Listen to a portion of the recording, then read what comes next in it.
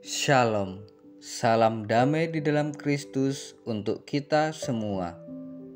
Romo, suster, bruder, frater, Bapak Ibu yang terkasih, hari ini Jumat 4 Februari 2022, pekan biasa kelima dalam kalender Gereja Katolik. Marilah kita mendengarkan kitab suci dan merenungkan sabda Tuhan yang diambil dari Injil Markus bab 6 ayat 14 sampai 29 bersama dengan saya Markus Karyono dari Paroki Santo Stefanus Surabaya. Marilah mempersiapkan hati dan pikiran kita dengan berdoa. Dalam nama Bapa dan Putra dan Roh Kudus, amin. Ya Allah Maha Kuasa, syukur atas hari baru yang telah Engkau limpahkan kepada kami.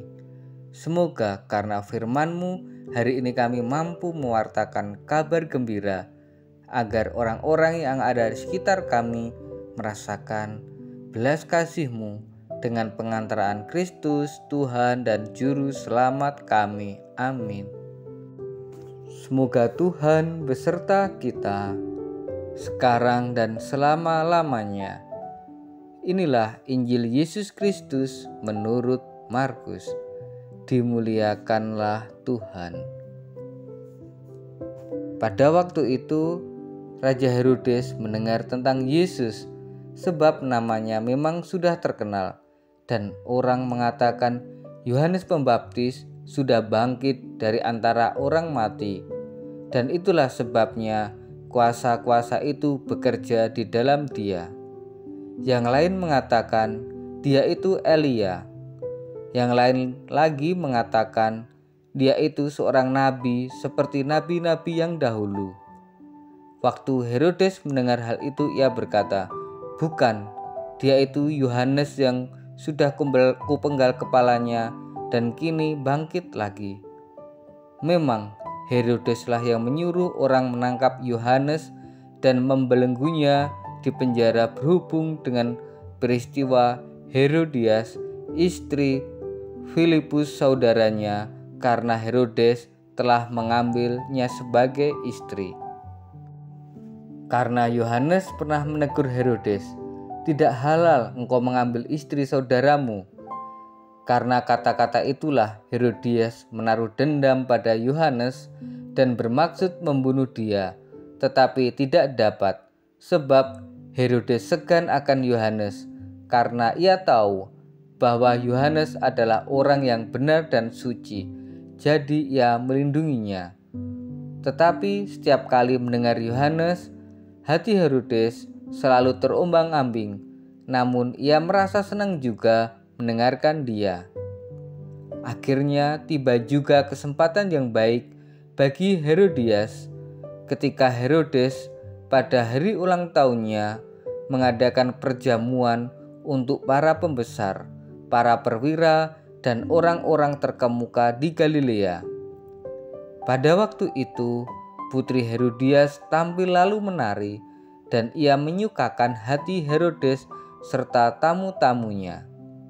Maka raja berkata kepada gadis itu, "Mintalah daripadaku apa saja yang kau ingini, maka aku akan kuberikan kepadamu."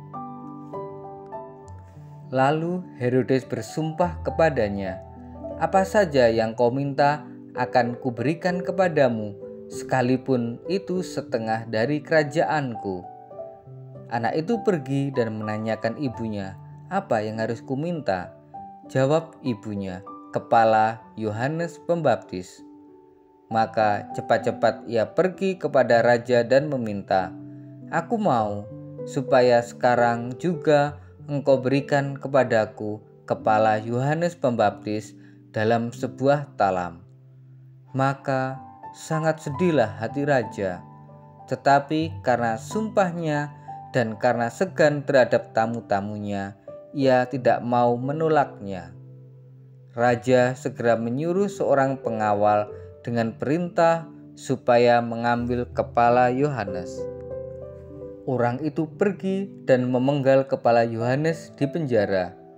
Ia membawa kepala itu dalam sebuah talam dan memberikannya kepada gadis itu, dan gadis itu memberikannya pula kepada ibunya.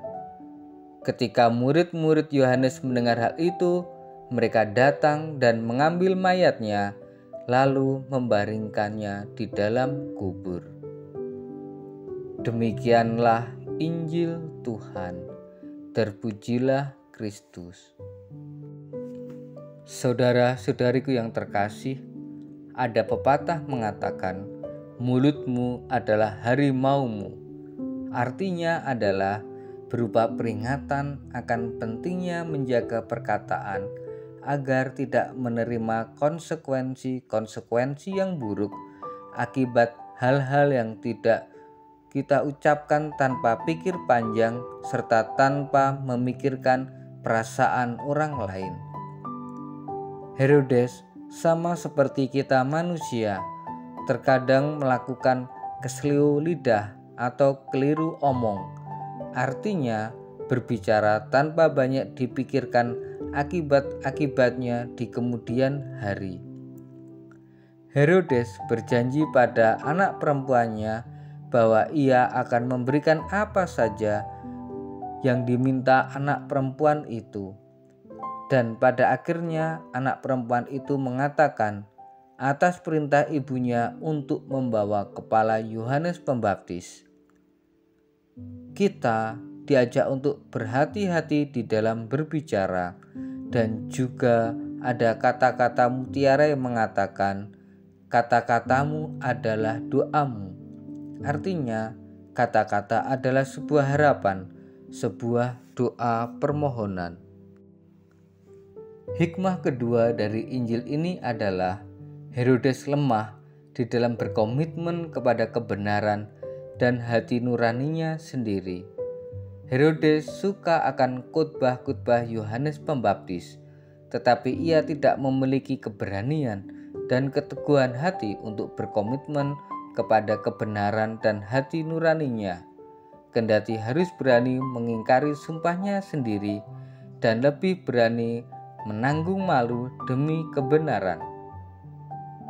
Semoga Allah Yang Maha Kuasa memberkati kita semua di dalam pada pagi hari ini.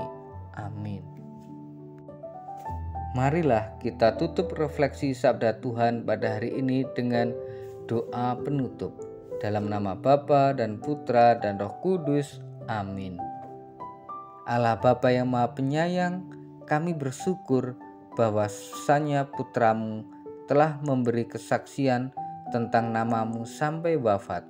Semoga kekuatan yang demikian besar itu Kau tumbuhkan di dalam diri kami, sehingga kami menjadi orang-orang yang Kau sayangi, demi Kristus, Tuhan dan pengantara kami.